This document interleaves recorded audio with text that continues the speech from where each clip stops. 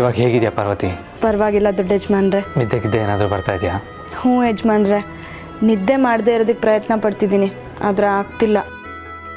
ಪಾರ್ವತಿ ತಗೋ, ಕಷಾಯ ಕುಡಿ, ನಿದ್ದೆ ಎಲ್ಲ ಹೊಟ್ಟೋಗುತ್ತೆ. ಅಯ್ಯೋ ಬೇಡಪ್ಪ, ಈ ಕಷಾಯ ತುಂಬ ಕಹಿ ಕಹಿ ಇರುತ್ತೆ. ಕಷಾಯ ಆದಮೇಲೆ ಕಹಿನೇ ಕಣೆ, ಇದು ಕುಡಿದ್ರೆ ನೀನು ಎಚ್ಚರವಾಗಿರ್ಬೋದು. ತಗೋ ಕುಡಿ. ಇಲ್ಲಪ್ಪ, ನಂಗೆ ಇದನ್ನು ಕುಡಿದ್ರೆ ವಾಂತಿ ಬರುತ್ತೆ, ಬೇಡ. ನೋಡಿ ಯಜಮಾನ್ರೆ ಎಷ್ಟು ಹಠ ಮಾಡ್ತಾಳೆ.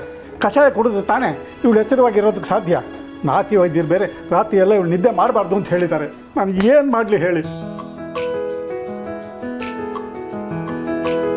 ಪಾರ್ವತಿ ಬಾ, ನಾವು ಹೊರಗಡೆ ಹೋಗಿ ಬರೋಣ.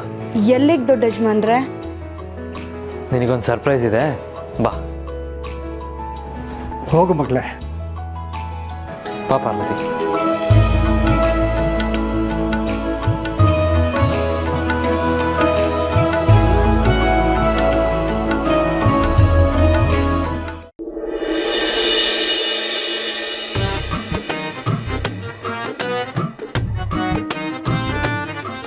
ನಾಳೆ ಬರೋ ಸುದ್ದಿ ಇದೆಯಲ್ಲ, ಅದು ನನಗೆ ಗುಡ್ ನ್ಯೂಸು.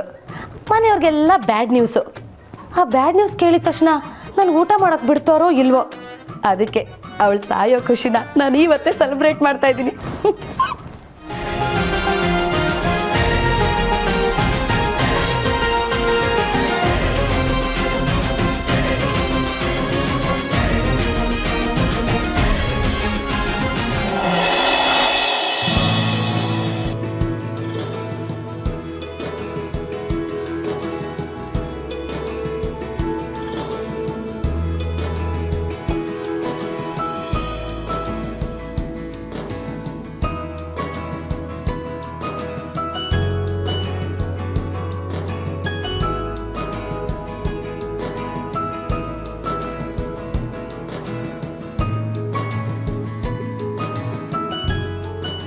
ಪಾರ್ವತಿ